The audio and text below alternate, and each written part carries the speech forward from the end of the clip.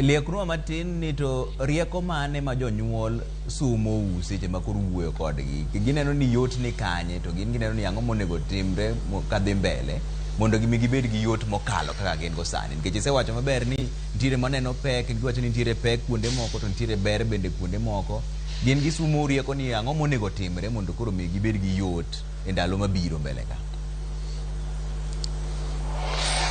Trevor, pok wachope kaba watimo gima jongere wacho ni analysis.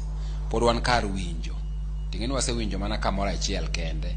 To wadhi kuonde abich wan jo Nyanza ka to siepe ga modong dhi kuonde modong nyaka wadhi 47. Gi sani gima nyalo wacho ni jo Kenya ywak e wach mar garama modhi mbele to garama no chando puonj. Jo Kenya wacho ni gimoro amora mwatimo kwa dhi mbele dwani nyaka jo Kenya wuo godo mondo jo Kenya be wach pachgi. Mane gik moko ariyo miwacho to kuoma wabiro dhi Trevor.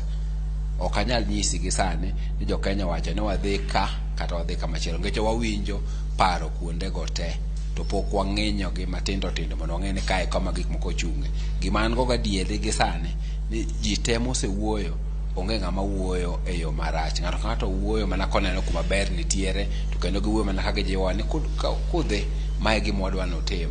An gadieri ni kipenjo wapenjono ka dwe ni orumo to wabiro bedo gi duoko mong'enyore ni mae kuma opano wadhiye. To gi an kipenja gi kawuono gima mor godo ni kane pok awuok Nairobi no tekna nitibiro time nade to kase biro e piny ka amor ni jodongo mine nyaka nyithindo manie sikul onyiso wa pachgi and pachgi no biro konyowa mondo wayud kuma ler nitiere.